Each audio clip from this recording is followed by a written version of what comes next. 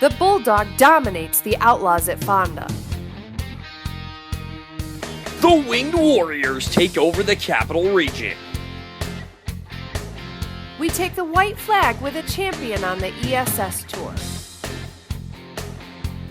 Are you excited? Crazy Kenny sure is. Just look at him. Race Pro Weekly starts right now.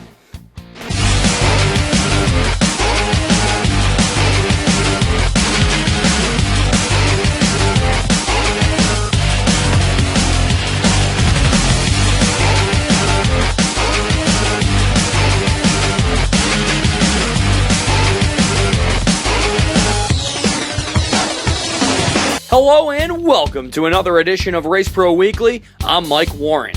For the first time in the Di Lorenzo era at the Fonda Speedway, the World of Outlaw late models were in town to put on a show. Let's head to the Mohawk Valley to see who hit checkerboard square. Matt Di Lorenzo having a little bit of a tailgate session in the infield, as this was, of course, tailgate night at the Fonda Speedway. As it would be the late models making their way down the front straightaway. And, of course, one of the favorites in this event, the driver of the Sweeteners Plus, car number 39 of Timmy McCready, as he would look to make his way up the racetrack in the early going of this event. Cars will be on the move, as that would include the number 1 of Chubb Frank, as he looked to go around the outside of the 25 of Shane Clanton here in the early going for the number 2 spot. The race leader in the early going in this would be Brandon Overton, as Clanton and him run for position at the front of the field, as Clanton would try to break to the inside, but Overton just too strong in the early going of this feature event as they'd head down the back straightaway, but it would be Shane Clanton going around him as he would be your new race leader. Overton still trying to catch him as cars continue to make their way up through the field, including the number 1 of Chubb Frank, as Overton makes contact with Greg Oaks going down the back straightaway, as that would bring out the caution flag. That would reset the field once again, and it would be the 25 of Clanton retaking the front of the field in this feature event as cars continuing to go down the back straightaway. A lot of cars trying to make their way up through the field. As cars would get together, here's Dan Stone and Jim Burneisel going up and around, as Stone will go up and over and, can you say extracurricular activity? Because that's about the only way I can describe this one. Anyway, off of the restart, Clanton would reassume control of this one with Chubb Frank right on his tail, as Clanton looking to take control of this as they head down the back straightaway. McCready trying to make his way into the top 5, but it would be behind the Bulldog, Shane Clanton, as he picks up the win in the late models. We're working on stuff we've been doing all year long and just making minor adjustments there. And tonight just suits the race car that we got. And hopefully it's a lot of things to come. Davenport's on the streak there, and I hope I can start one tonight. Shane Clanton grabs the win. Chubb Frank would finish in 2nd. Chase Jungans would finish in 3rd. Frank Heckenass Jr. in 4th. And Tim McCready, would round out the top 5. Each year, the Empire Super Sprints put on a spectacle of speed on the high banks of Lebanon Valley Speedway. The question of the night was, how close to the edge of your seat would the fans be at race end? Well, the Empire Super Sprints, and hey, the Race Pro Weekly truck's on hand. Great driver, I heard, too. Brings the rain a lot. Anyway, green flag is out on the speedway. It would be Steve Poirier with the lead in the early going, as the 61 of Parker Evans right there in the number 2 spot. Here comes Paul Kinney to the inside of Corey Gurney, looking to make something happen as they come through turn number 3 and 4. Racing Jason Barney on the move in that number 87 as well. The Cobra, Chuck Ebing, trying to get on the back bumper of Parker Evans as they head down the back straightaway, as the caution will come out for Tim Axton, as he would have a lot of damage on that number 99 machine. As we would go to the restart after that, his brother Dave having a little bit of trouble down the front stretch. You see him come into your screen. He gets caught, goes around and up and over, and lands over the wall in turn number 1. He would be okay, but a tough break for Axton, and man, what a flip.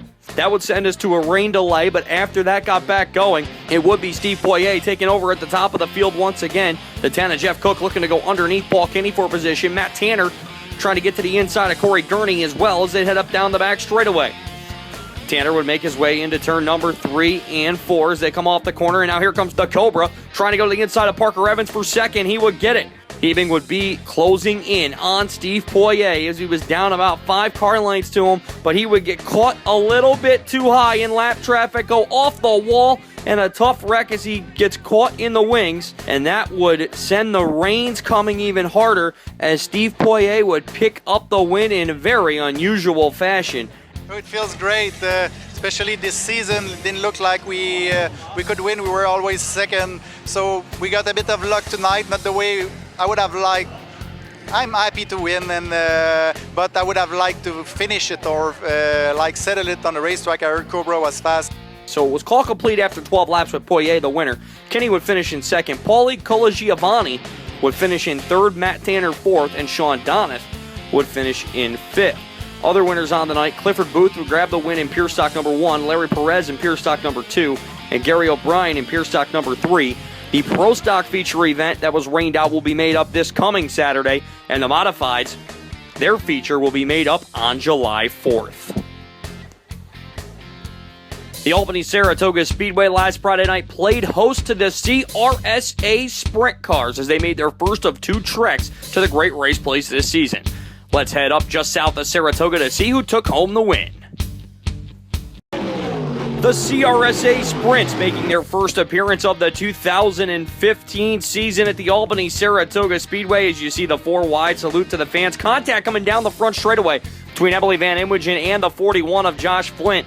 As Van Inwagen would go to the inside, cars would move through turn number 3 and 4. Mike Kaiser on the move in that number 99 machine. Kyle Smith there as well, along with Dalton Herrick in the number 29. He's running right with Brian Crummell, but as Crummell goes up into turn number 1 and 2, he would spin the car as he hits the cushion up in the corner.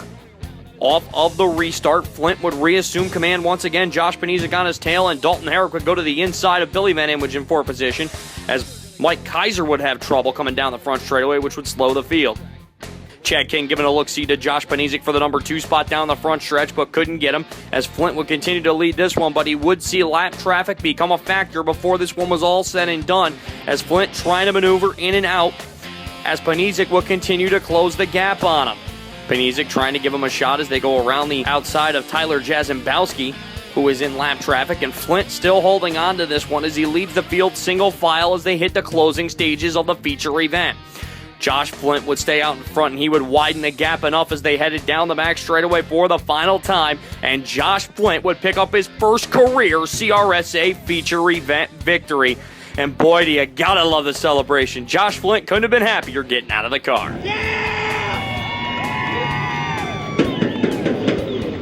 I've been told, stay smooth, don't overdrive it, and for the longest time I used to get hot-headed and kind of overdrive things, and once I got jumped out front, I knew Panizek was there, and he's always a strong runner in this division, and I figured he'd be hunting me down real quick. And I knew Mike Kaiser had a strong car earlier. I figured he'd be coming too, and when they didn't come and laps clicked off and they still didn't come, I just said, no, what, keep your line and just go. Josh Flint picks up the win. Josh Panizek would finish in second, Chad King third, John Matrafalo fourth, and Dalton Herrick would round out the top 5. It's now time for this week's Facebook fan poll question. What is your favorite class of sprint car racing? We've shown you a lot of sprint cars so far this year. We want to know what you think. Is it the Outlaws?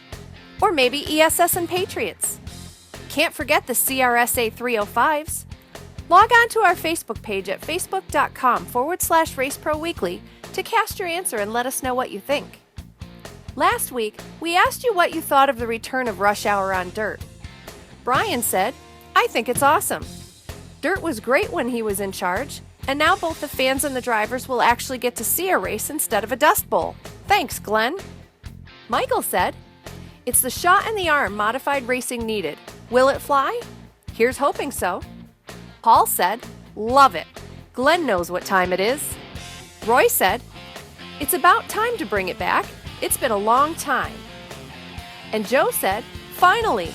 The Northeast Modifieds need exposure considering they're normally only on TV 2 times a year for Super Dirt Week and World Finals. Coming up on Race Pro Weekly, we check in at Merrittville to see if they could have their 10th different winner this season. And we head back to the track of champions. Could Stewie grab another one? Find out next on Race Pro Weekly.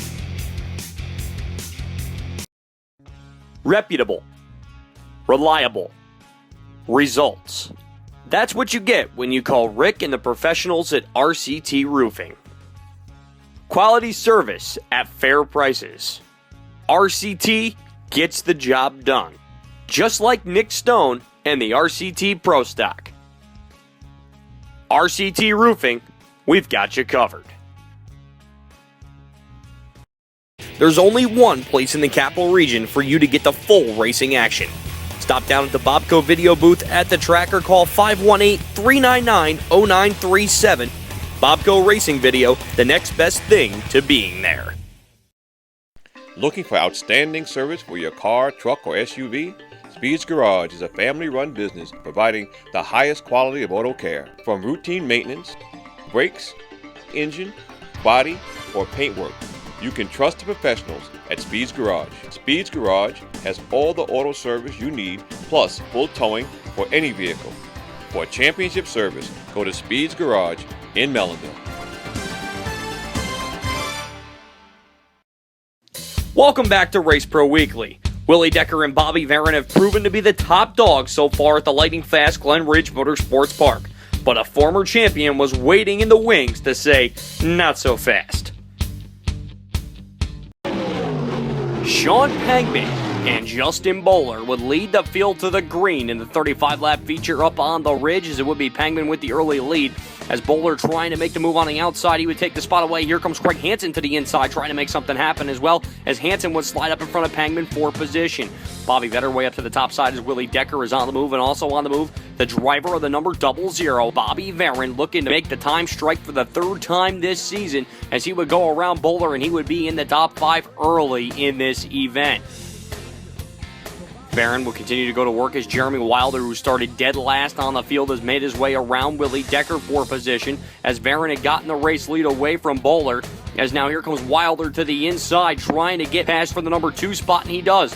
He starts to reel in the 00 of Varon, and Bobby Vetter right in Varon's way impedes his progress as they go up into turn number 1 and 2, and that allows Jeremy Wilder to take the race lead. Varon would dive back underneath him, but Wilder just too strong to the outside, as Jeremy Wilder going to make a drive from last to first as he picks up the win at the Ridge. Jeremy Wilder with the victory. Bobby Varon would finish in second, Justin Bowler third, Willie Decker fourth, and Craig Hansen would round out the top 5. Last week, Stuart Friesen did the unthinkable, going from last to first in a backup car. With many drivers looking to pull the ultimate upset, would it be time for him to relinquish the throne?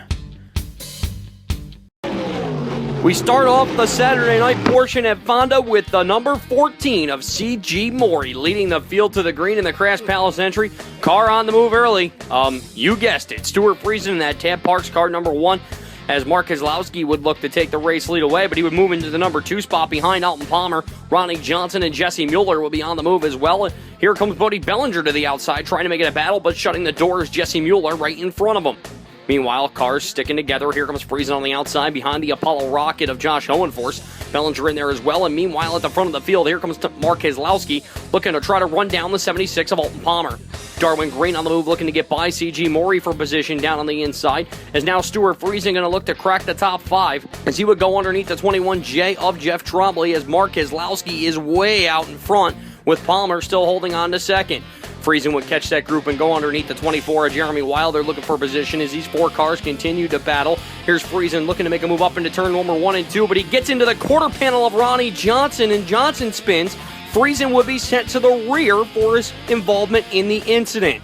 Off of the restart now, it would be the 3 of Keselowski taking over. Jesse Mueller on the outside running it high, wide, and handsome, but in a wreck would follow as Mueller hits hard. Friesen involved along with Corey Wilder and Darwin Green, and Darwin having a little bit of fun with it. I gotta admit, that's pretty cool.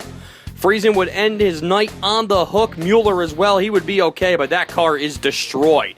Off the restart, Bobby Varon trying to make this very exciting in that 00 machine as he would move to the inside of Jeremy Wilder, looking to take the number 2 spot away. He would get it, trying to run down Mark Keselowski in front of him, but it wouldn't be enough as Mark Keselowski, the second driver to beat Friesen at Fonda this season.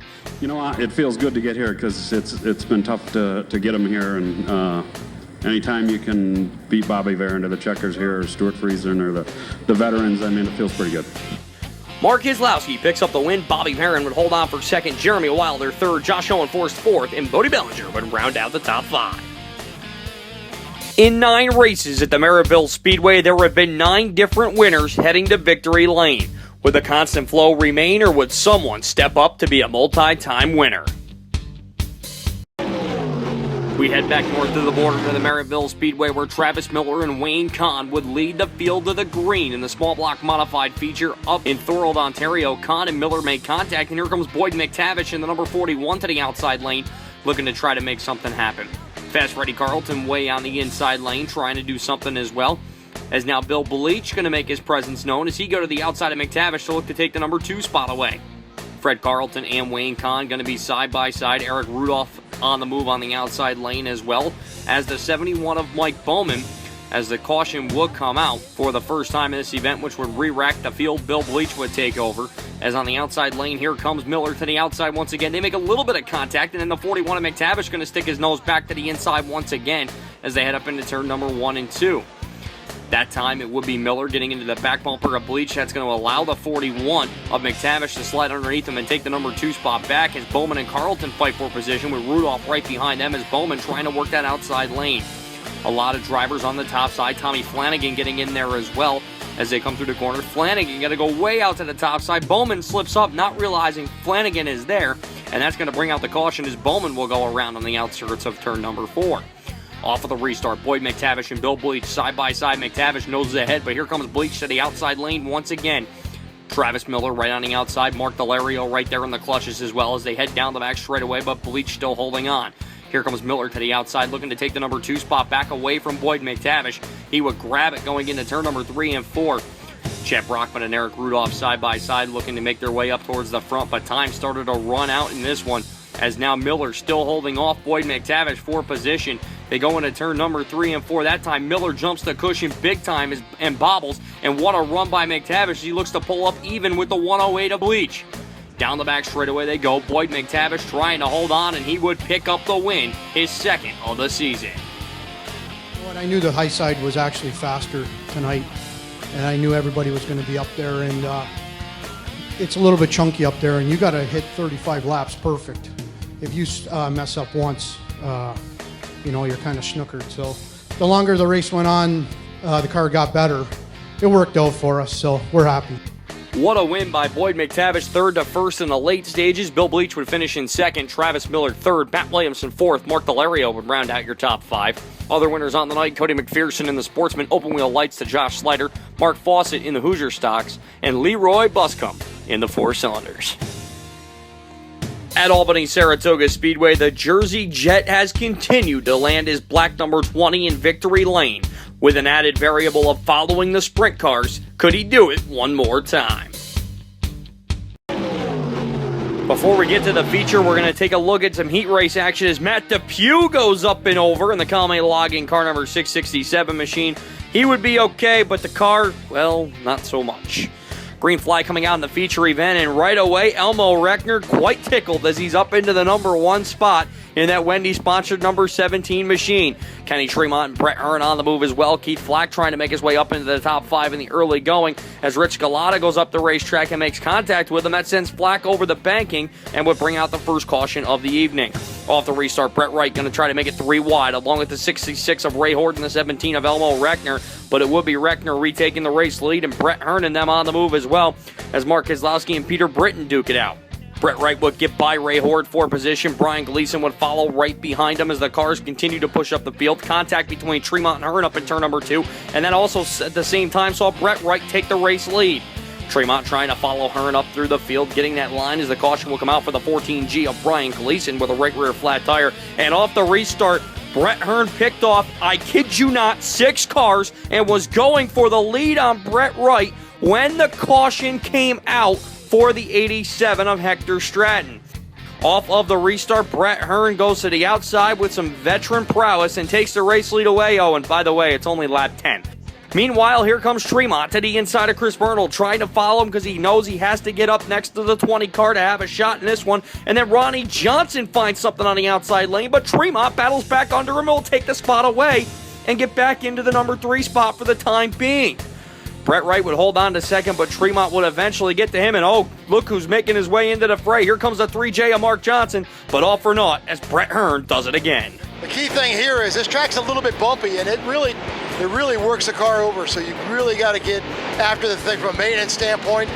You know, I just been getting the brakes, and we've got a really, really good car that the guys are working really hard on. Right now, we got a good handle on it. The Jersey Jet Brett Hearn strikes one more time at the Great Race Place. Kenny Tremont would finish in second, Ronnie Johnson third, Mark Johnson fourth, and Peter Britton would round out the top 5. When we come back, we go dirt tracking, Pro Stock Series style at Fonda. And we check in again at Albany-Saratoga and Glen Ridge for some great sportsman action. It's all coming up on Race Pro Weekly.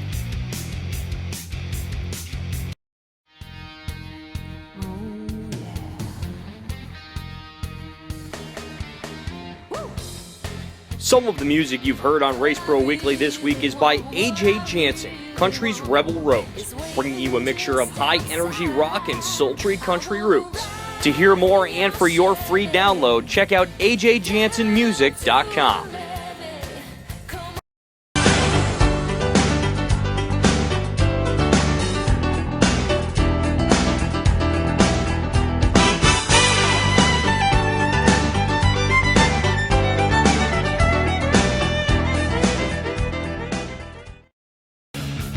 Performance, quality, service. That's DMC Racing Products. Hundreds of name brand parts, competitive prices. That's DMC. DMC Racing Products, race to win. Welcome back to Race Pro Weekly. The Dirt Car Pro Stock Series made its first of 2 treks to the Fonda Speedway as the companion to the late models. Would an Invader be able to take the victory?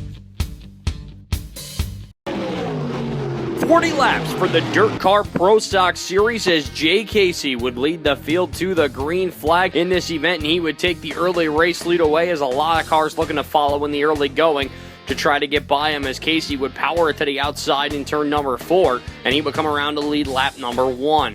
Gus Hallner right there with him, along with the 4 of Dean Charbonneau as they're side-by-side into turn number 3. Here comes Jimmy Normoyle to the outside, trying to make a bid on Hallner for the number 3 spot.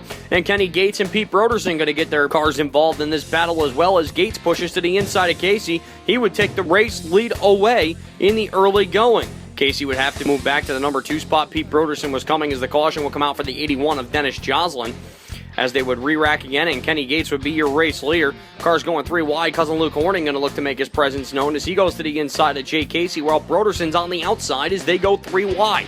They'll barrel it through turn number 3 and 4. Broderson trying to get the advantage. He would off at turn number 2 as he would get by Horning for the position.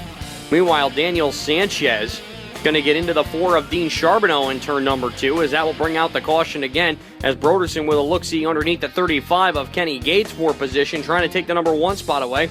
Smacking the wall down the front stretch was Horning, and that'll allow Rob Yetman to get by him on the inside lane. Horning again going to get into the wall coming down the front straightaway as he tries to carry it up into turn number 1 and 2. Can't turn the car, and he will barrel into the outside retaining wall, bringing out the caution. Off of the restart, Kenny Gates looked to assume control, but he got beat out flat by the 53 of Broderson as he would be your new race leader. Nick Stone, the manimal, on the outside trying to make something happen on the outside of Gates to get the number 2 spot. Rob Yetman in there as well, along with the 47 of Dave Bissonette. But it was all behind Pete Broderson as he would pick up a big win for the Dirt Car Pro Stock feature. Broderson grabs the victory. Kenny Gates would finish in 2nd. Nick Stone 3rd. Rob Yetman 4th. And Dave Bissonette would finish in 5th. In Saturday night's Pro Stock feature event, Broderson would also pick up the victory. Tommy Denton would finish in 2nd, Jason Casey 3rd, Kenny Gates 4th, and Nick Stone 5th. Other winners from Saturday night would be Dave Constantino in the Sportsman, Dave Horning Sr. in the Street Stocks, and the 4 cylinders would go to Kenny Hollenbeck. We take you back to 2 weeks ago, where the feature at the Albany-Saratoga Speedway for the Sportsman, the Mark Hughes Memorial Sportsman feature that is, was ended due to the rains after the caution came out with 11 laps completed. We set the stage back to last Friday night. Now 15 laps remaining, and the 352 of Johnny Proctor would take the race lead in the early going.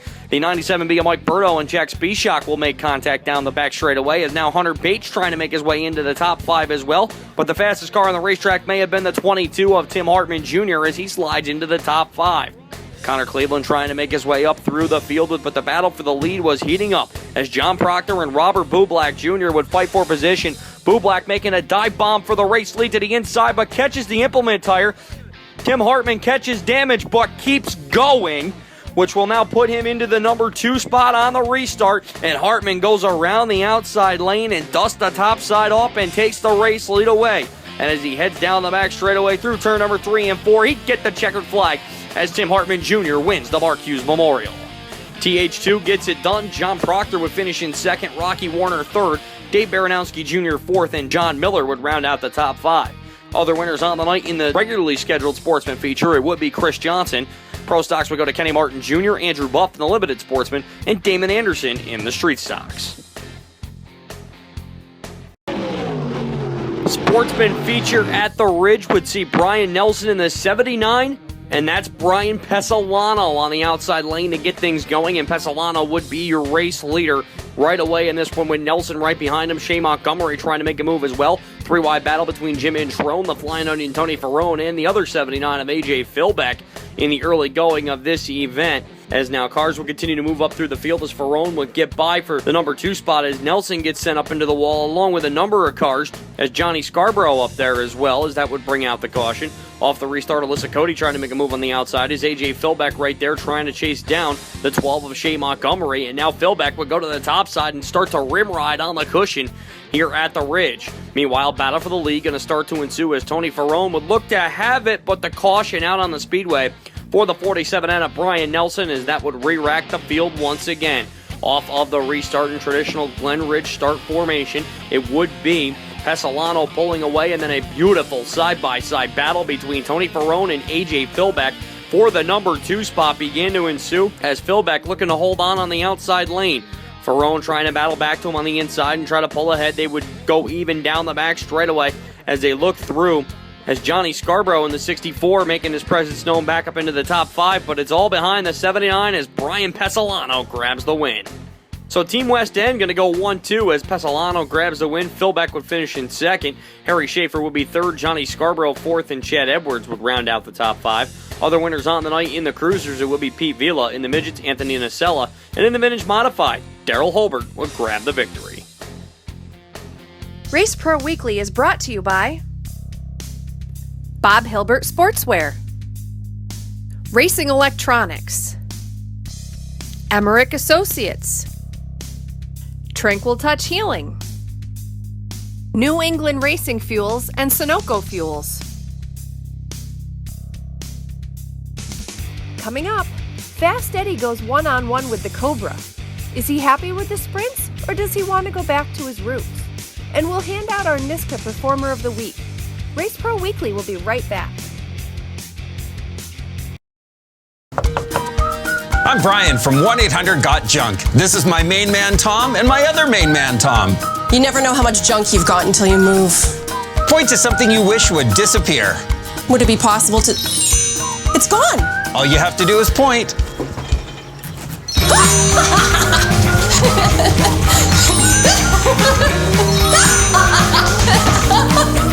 Where have you been all my life? We make junk disappear. All you have to do is point. The Choices 301 program takes a multifaceted approach aimed at educating the public about the realities and dangers of what can happen when bad decisions are made inside a motor vehicle. Don't hesitate to designate.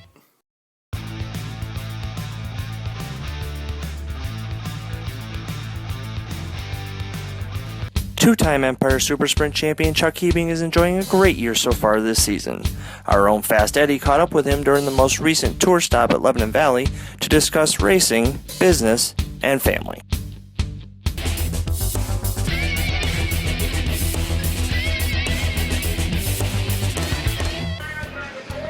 Chuck, 2 wins already this season. How would you assess your season so far? Oh, we're having a real good season this year. Cars have been good, motors have been fast, so setups have been working better than in the past in some of the tracks that we struggled at. So hopefully it keeps going good, and the fast track stuff we've been good at this year.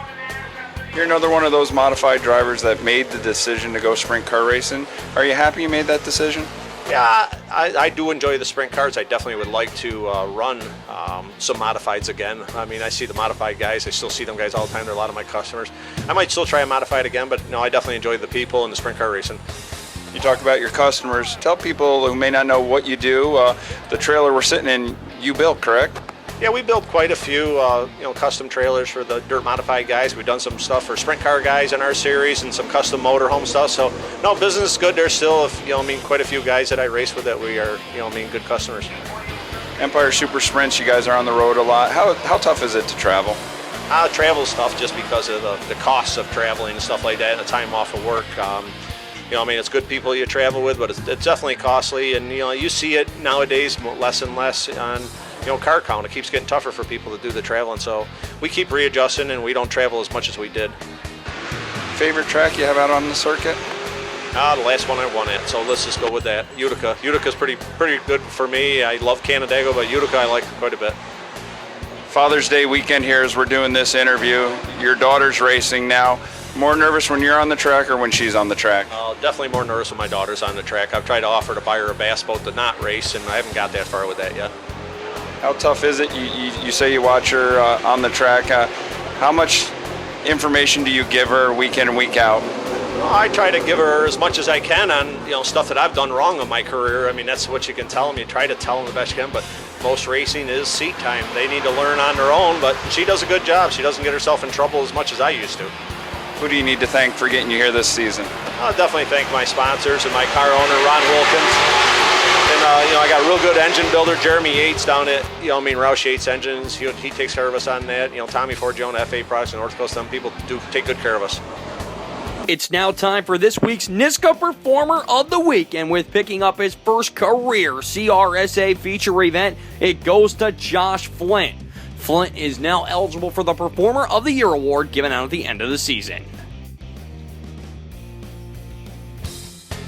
That's all for this week's show. For the latest news, results, and photos, check out Race Pro Weekly online at www.raceproweekly.com, and be sure to follow us on Facebook, Twitter, YouTube, and Instagram. So for myself, Amber Chalmers, Fast Eddie, Scott Morlock, and everyone that helps put Race Pro Weekly together, thank you for watching this week's episode, and we'll see you next time.